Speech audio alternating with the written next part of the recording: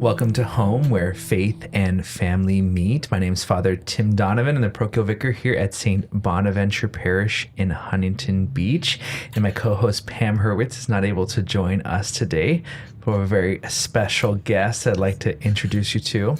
His name is Father Chris Kanowitz, and he's a priest of the Diocese of Reno, Nevada. Beautiful place up there. He's down visiting me for a couple of days, so I've finagled him into coming and recording podcasts with me. So welcome, Father. Thank you. Father Chris, to me known as Chris for many years, he was the reason I didn't leave the seminary and jump ship many times over. And well, we were that for each other. That's right. Thank God. We took turns talking each other off the ledge.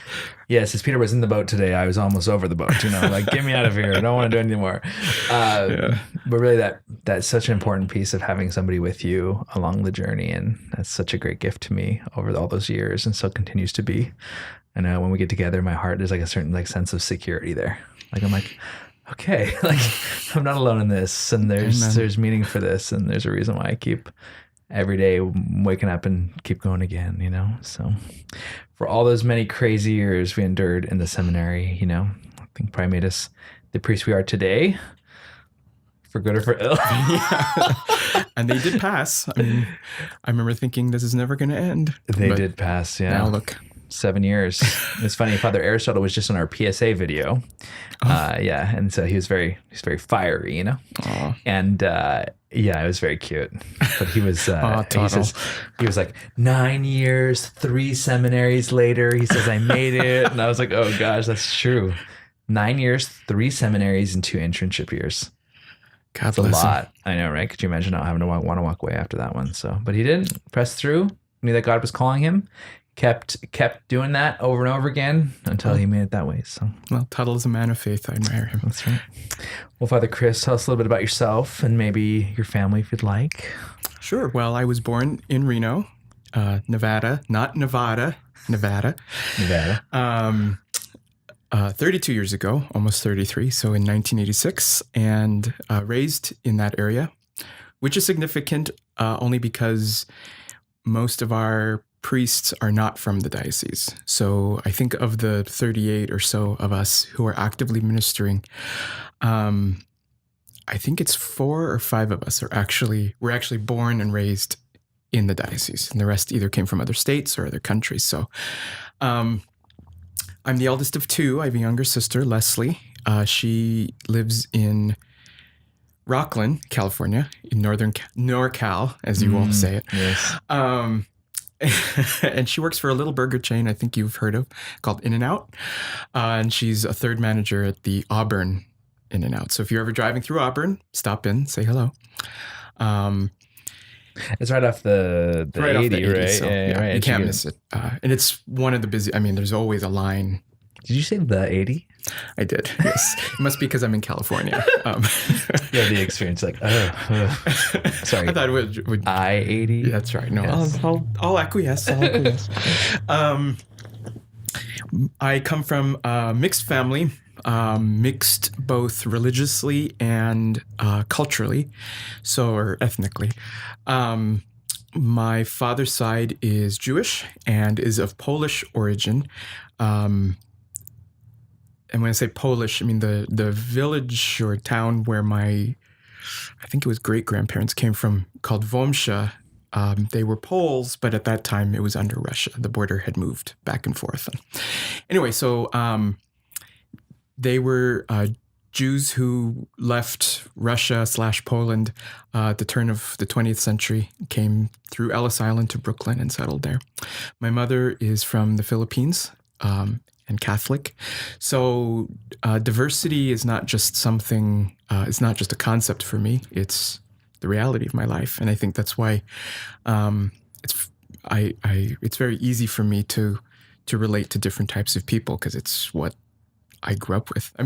So here, Jewish, Polish, or I'll say Jewish, Eastern European, Filipino, Catholic. Everyone thinks I'm Hispanic, because that's how I look. Or Arabic. Now that I have a beard, I get middle. People ask if I'm Middle Eastern, which has positives and negatives in the climate today. So nobody knows what to do with me, which is probably a good thing. But anyway, that's a little bit about me, I guess. Nice. Keep the mystery going, right? That's right. Nobody knows. If they can place you, then they forget about you, right? Yeah, And they're like, nobody ever can. Well, it's cool. I mean, we talked about this too before, but that like you're able then to like, I think, minister more openly too, because people don't know exactly what to do with you, right? You're not like, oh, we know exactly what he is. He's the Filipino priest or the Polish priest or whatever. And it's just kind of this like ability to be within maybe a diverse situation where other people might get labeled or whatever, you know? No, exactly. Shut out of it, you know? Like the white Irish priest, although no one really considers me an Irish priest. Not like the old school Irish, right? Yes. That are like... Which is probably a good thing. But, yeah, I'm happy. People ask me, oh no, where are you from? You're like, Anaheim? Yeah. I don't get that as bad as like Father Aristotle does, but anyways. Like they really don't know where he's from. You know, he's Chinese, but he's Filipino.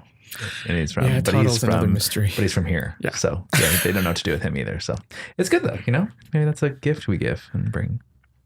Yeah, hopefully I don't get picked up in the on the street or something taken away. But yeah, definitely not a good thing. No. Just shave the beard and you're like, see? No. Oh no, not that we're getting there. But you know, that's why the refugee and immigration crisis touches my heart very deeply, because it's the reality of all of us in this country, but it's particularly a reality to me. I have a mother who came from an Asian country. My father's side came from Europe. Because they were Jews, I mean, they were forced to leave. You know, so that is something that I'm very sensitive to. And that we seem to be avoiding as a church right now, I think, on a bigger scale. Yeah, we don't talk about it too much, right? No. Or at all, almost. No. I think it's uncomfortable because it requires some sort of sacrifice from us, you know?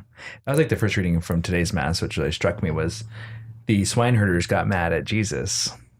They should have been rejoicing that they, you know, saved their family member / friend from these, you know, the legion of demons, right? But instead they got mad because he killed 2,000 of their pigs. He took away something that belonged to them, right? Yep. They had to sacrifice something for this. And I think that if the focus is just all on me and like, you know, what's on me, then why would I want to share that with anybody or invite somebody in there or care for somebody who doesn't have, you know, the blessings that we do? Well, exactly. And imagine if all of our families, I mean, those of us whose families emigrated long ago, whether it's from Ireland, Poland, Italy, Germany, I mean, imagine if the response to them had been what so many people today are saying. You know, go home and fix your country. I mean, think of your family, the Irish, you know, coming because of famine or whatever. Go home, take care of it yourself. I mean, how many of us would be here? You know. No, totally. So anyway, not to. Yeah, no, that's our whole country, right? Yeah. I mean, essentially, the only ones who have mainstays for it, you know. Yeah. Yeah, no, totally. So, I think I didn't mean to go into that, but well, that's good. That's the risk of conversation, right? Yeah. No, but it's part of your life, and it's part of our lives as church, and I think they're important. I think in family life too, I think that's important, you know, because there may be even family members that we have that are in other places too, right? That aren't here, and maybe we came here and they didn't, and there's a lot of people in the church today, especially like the Vietnamese families and such, that like we have Vietnamese priests here who haven't seen their family members in years because they're not able to go home still, even as priests now. And it's just a big heartbreak for them too, you know, and the sacrifices that they've made, but sacrifices that many families have made to come in to allow their families to have a better experience or a better care in their life and better life for themselves, and the sacrifices they've made, the things they left behind and all that stuff. Yeah, there's definitely something we need to reinvest in and relook at our own lives. That's for me too. Like I even have to ask myself that question all the time. Like, even what's my resistance to it sometimes? Is it because it requires me to live a more simple life so that other people can, you know, simply live? Yeah. And then I'm like, no, I don't want that. Instead I'll, you know, just amass my own things and my own basically mini kingdoms, you know, which can be that's a very sadly, American reality, right? Anyways, good stuff. There it is. It's real life right there. Yeah. To acknowledge to where we're from and what unites us too. Well, that's the thing. What unites us is our dignity, first of all, as human beings, right? And secondly, it's our faith, and like God, the reality that God created all of us, is it united us not just we're members of a certain country or a certain thing, but are we first and foremost like members of God's kingdom because he made us in that reality. So beautiful. And the gospel coming up this Sunday, we have a great call of Simon to become a fisher of men. Simon is one of those, Simon Peter, right? It's one of those characters that I identify a lot with in the scriptures because he's kind of a zealot, right? A little bit over, kind of goes for it really strong, and then has these kind of major like, oh shoot moments. Like I definitely scaled that one up wrong, or kind of approach it like I know what's going on, and then has these moments where the Lord's humbling him and teaching him. That seems to be like the cycle of my spiritual life, where I'm like, I got this taken care of, or I know what's best for me, and the Lord's like, are you sure? Humble me. And so we see that kind of in today's gospel where Simon's out there working all night. He's fishing, doing his thing. And then Jesus tells him, let's go, get in the boats again some morning. And he's like, okay. So then he goes out there. And then after Jesus gives a little talk to the people on the shore, he then tells him to cast that net in again. And he's like, really, Jesus? I've been doing this all night. No fish. I know what I'm doing. I'm a fisherman. You're a carpenter. Like, stay on your side. But at his command, he did what Jesus told him. And then it pulled in the greatest catch that he's ever had his entire life. Nets were ripping, had to call on his friends to help, drag in the boats or nets as well. And it was a humbling moment for him when he doubted Jesus' word. And then when he yielded to it, he has that beautiful saying, depart from me, for I'm a sinful man. That's ultimately that acknowledgement of his humility. It's like, okay, you're right. But then Jesus clearly doesn't say, you're right, Simon Peter, I'm going to leave you forever. Yeah. His answer is no, like, I'm going to make you a fisher of men, because I think the prerequisite to that is humility. Like the prerequisite is that reality that we don't, what we're working for is God's kingdom and not our own, that piece. So beautiful gospel today, and beautiful invitation, I think, for us as priests, but for all of our families. Like, which kingdom are we working for? Which one are we building up? Are we working for ourselves, and the fishing of just the fish of the world to amass things? Or are we working for the kingdom of God and kind of... And it's the encounter. I mean, the encounter with Christ is not for ourselves. It's an encounter which is... We then have to go... I mean, we heard this in the second reading as well today from Paul, the gospel that I've preached to you, you must go and make known. So when we encounter Christ in that deep way... it's not only for ourselves. It's then we become messengers of that encounter and places of encounter.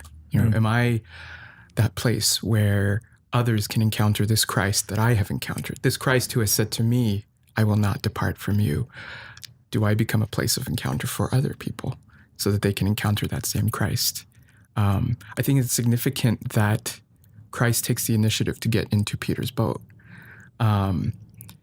And there's many ways, I think there's different ways to understand what's happening in this story, which is true of every gospel. What I see happening here and what I reflect on in this story is Teresa of Avila. I have a great devotion to her. And in her writings, particularly in the inner castle, the interior castle, she uses the image of the boat as the soul and the water as the divine presence. And so the soul cannot escape that presence. And the soul, of course, is rocked. The boat is rocked by the water. And so the soul, no matter what, cannot escape from the presence of God. And so I think there's something beautiful here in the idea of Christ taking the initiative to reach into Peter and say, I'm here to change you and transform you and invite you to go deeper, beyond what you know and what you're comfortable with, and where maybe you have found me before. Let's go deeper.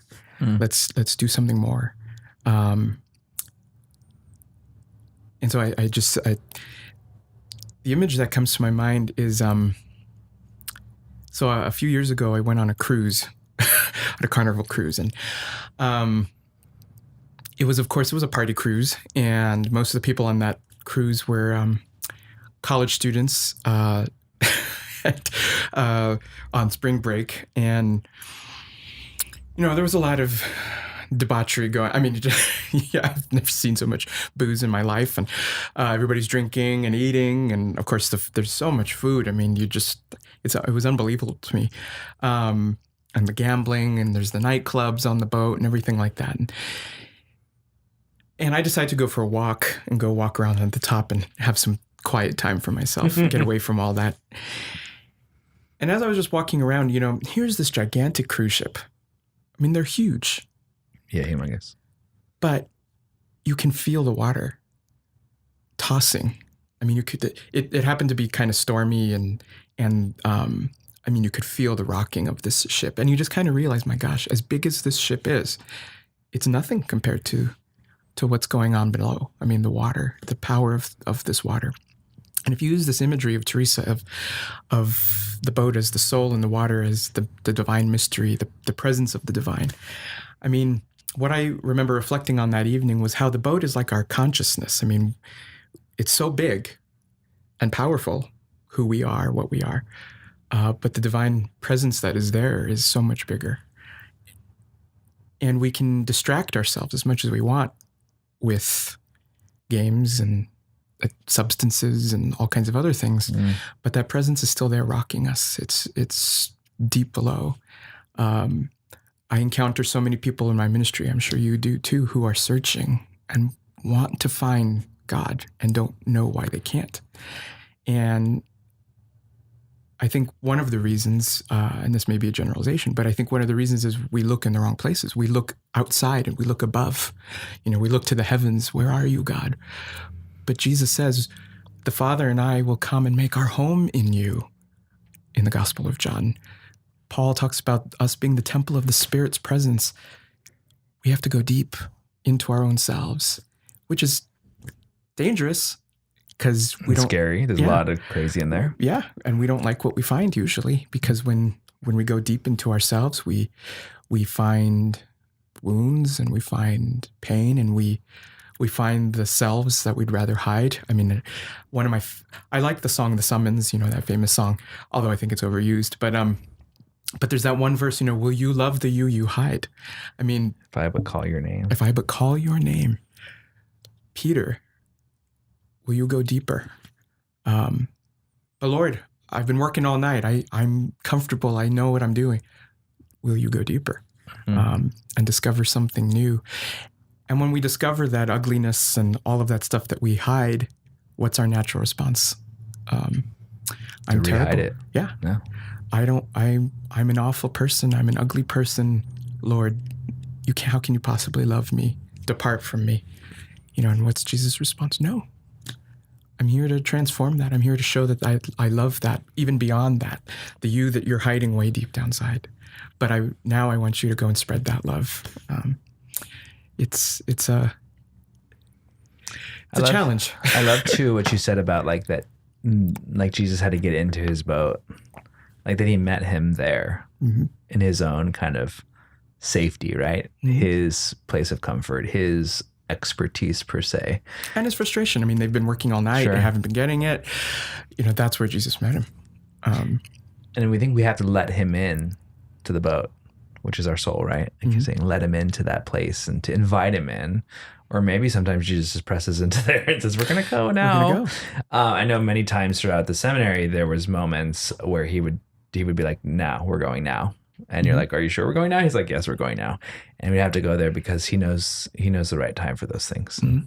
Yeah. And I can resist a lot on the Carnival cruise line of life per se, and distracting ourselves. I mean, like, yeah, how much time I spend on other things than like allowing God to go deeper, having that personal conversation with him, or allowing him in, or inviting him in explicitly. Like, I just went on a retreat this last week, and my constant invitation to God was just be here with me. Like, that's all I want. Like, just come here, like be in this place, like come into this place. And how often do we invite God to do that though? Like on our daily, like, do we invite him to say, just come be in here? Like, come unite yourself with me, come into my boat, come into my heart, come into my soul, come into my life. And to not be afraid that when God does get close, that he will illumine, first of all, his purpose for us in our lives. But I think consequently he has to illumine the things that keep us away from him, which are those scary things, which are those broken things in our heart and in our lives and maybe in the lives of our families that kind of we don't want to deal with. But to trust that if God's going to illumine those things in our life, that he's going to heal them too. And he wants to bring us into that newness. The other aspect of this reading I love is that Jesus doesn't like say to Simon Peter, says, okay, Simon, you're a fisherman. So now I will make you the shoemaker of men. You know, like he takes what Simon's naturally good at, his skill, and he purposes it for the kingdom. Like, I think that's really profound. Like that, you know, I was thinking as a priest too, like I have lots of really random skills.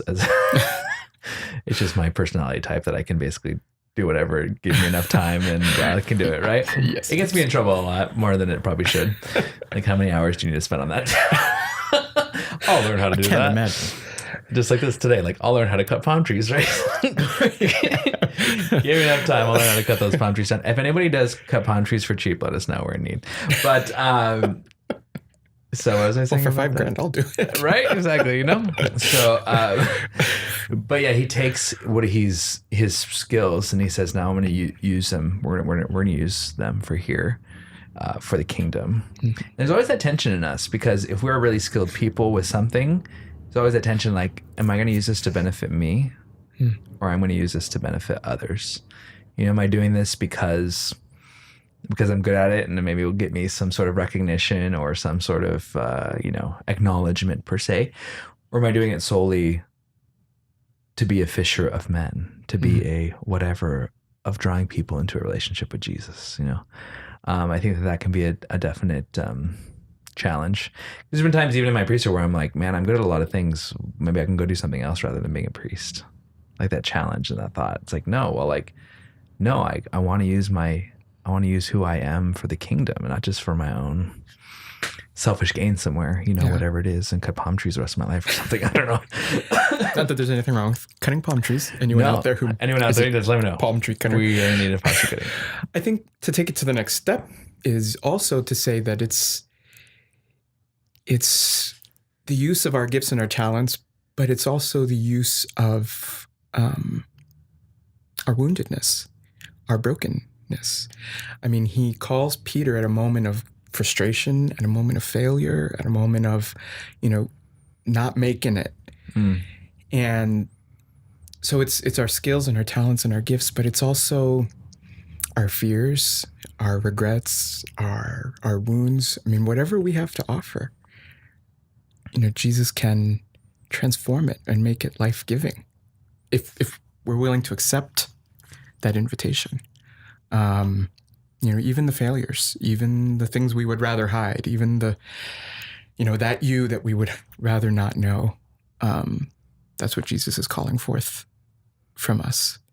I think it's significant that Peter, jumps to that, I'm a sinful man.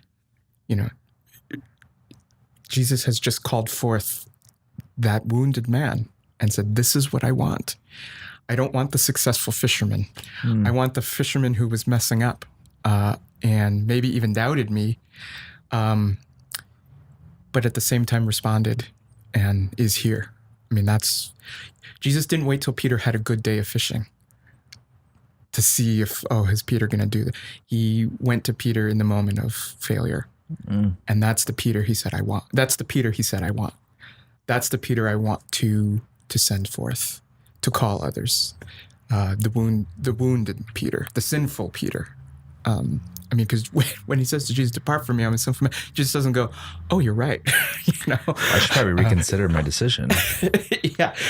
Jesus, I'm sure, was saying, I know. That's the Peter I want. And that's the Tim I want. That's the Chris I want. That's the whoever. And that's kind of scary. But thank God for that, because otherwise we wouldn't be sitting here. Yes. A little too close to home on that one. But yeah, those are the people we want to hide. And we don't want to use those aspects of our life, It's interesting, even as God revealed those things to me in my seminary life, and as he does it today, still as a priest, to my own wounds and my own sinfulness and my own insecurities, that those have always been the most powerful places that I've ever spoken from in my life too. Mm-hmm. And I've touched, I think, the most hearts is when I've gotten raw and honest about my own struggles in my faith and my, being a priest, being called, being a human being, right? Being a man. Because we're all that person. Mm-hmm. We're all Peter ultimately, huh? Mm-hmm. That we don't think that what God has for us is a plan for the sinful part of us, huh? Yep. He only has a plan for the perfect part of us he created. And clearly, if we read the Gospels, it's just not the case. The case is that Jesus chose the people in those moments. What I love about this connection, too, it's not in the same Gospel, I don't think. You can correct me on that one. But after the resurrection, Peter's back in his boat. Yes, that's in John's Gospel. John's Gospel, different Gospel, yeah. And he's there, he's fishing, right? Doing his same thing again. Like, I'm going to go back to this, kind of go back to my own thing. Yeah, maybe it's a fishing. comfort or whatever. Mm-hmm. But then when he sees Jesus, he jumps in. Mm-hmm. He takes off his garment, right? Which I think is symbolic of, the grief, the pain, the heartbreak of what he's just Shame. Yeah.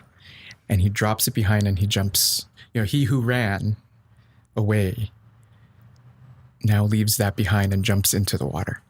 But even in that same image of like Teresa of Avila, right? Mm-hmm. Like he leaves the boat. Leaves himself and says, I'm going to jump into that mercy per se of God, right? Like that God's presence, God is not a separated being, right? Like his mercy is different from his justice and his love, whatever. It's all the same in God. Like there's no difference in those pieces. And jumps into that and runs to him. And I think that's like that seems to be a progression to me a little bit, at least scripturally, even though it doesn't say in the same gospel, but like I think there's a beautiful piece there of jumping in and running to him and stripping ourselves of the unnecessary and that kind of thing because of that encounter. And because of leaving behind Jesus is dead and gone. Jesus isn't with me anymore. Jesus doesn't, no, you know that I love you, Lord.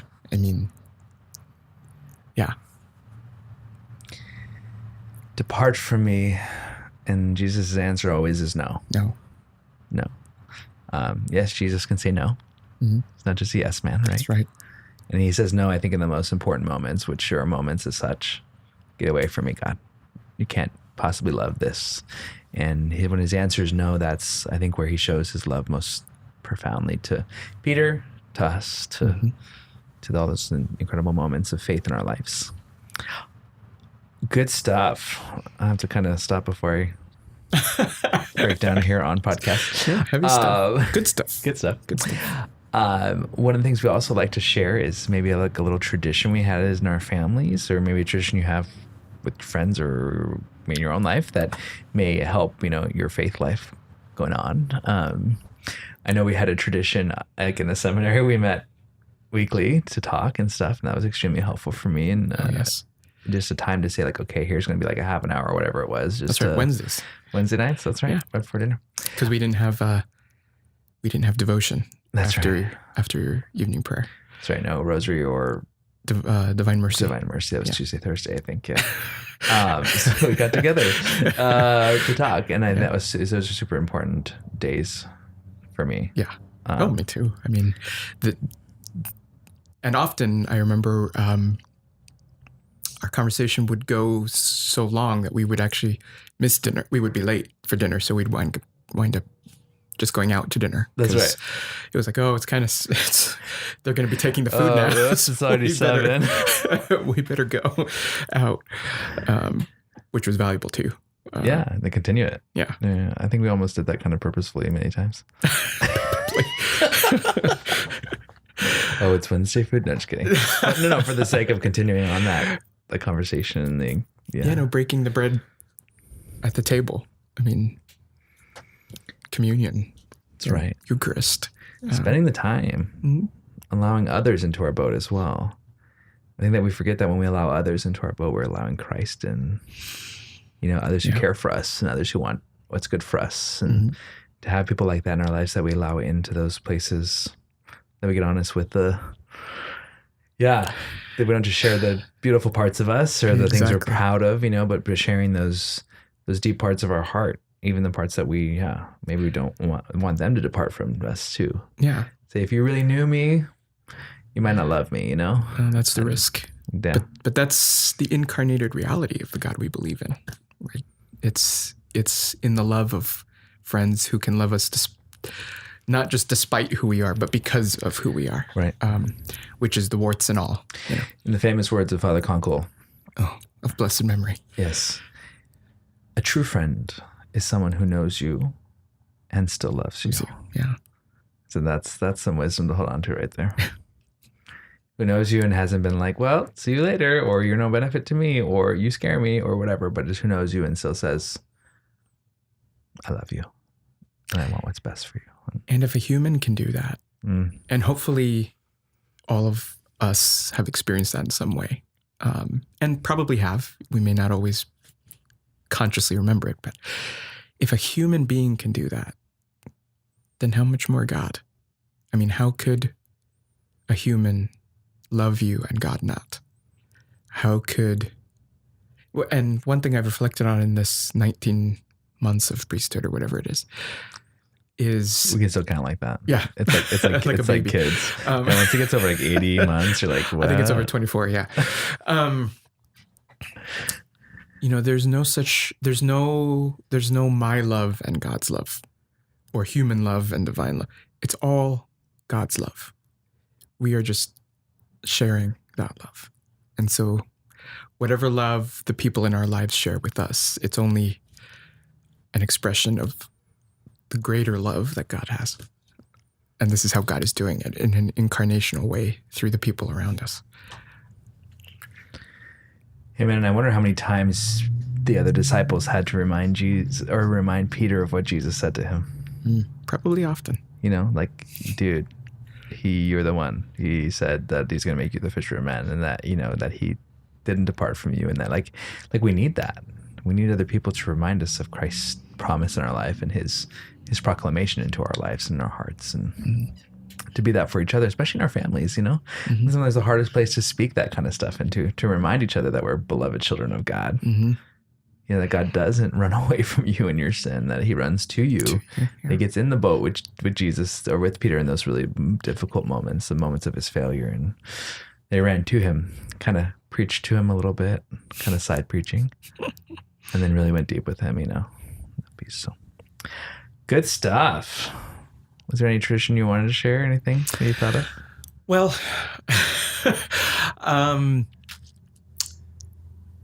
we weren't a very, we as a family attended Mass, even my Jewish dad. I always tell my dad he was a really good Catholic. He went to Mass on Christmas and Easter. There's a tradition in the Philippines called Santo Niño. That just happened, it's right? It was a couple weeks ago. But the tradition is that it was usually on Saturday nights. You hosted, they called it a novena, but it's a week. It's not 9 days. But everybody would come over on Saturday, and there were different images that were brought. So there was Mother Mary, and there was the infant Jesus, Saint Joseph, and Christ on the cross. And these statues would be every week transferred to different homes. And for a week, you had these statues in your home, and we prayed the rosary and sang different songs and things like that.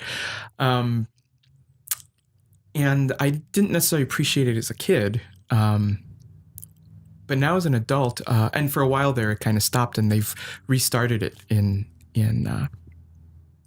Reno, and now I appreciate it a great deal.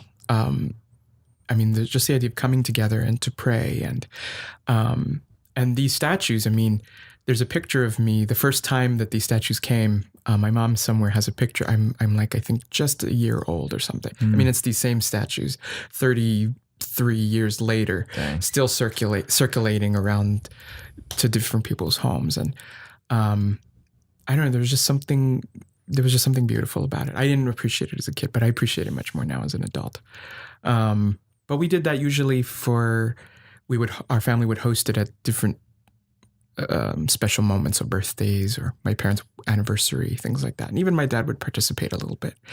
But I just remember it being a time of great joy. Filipinos, nobody parties like Filipino. All the food and the laughing and karaoke.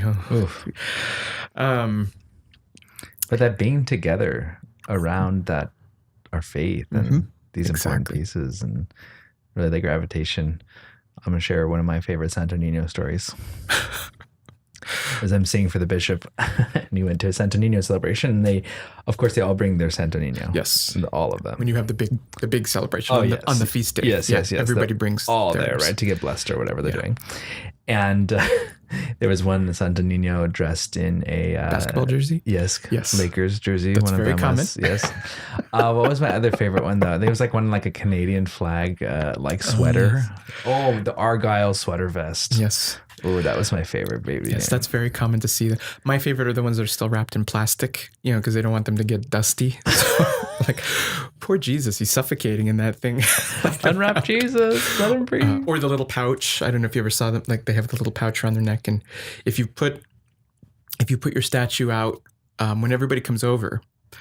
So it was common as a kid that you had your own images. There was usually a family one, but then as a kid we had our own. So my sister had one, I had one, and our images had pouches, and if you put it out, usually someone would put money in it.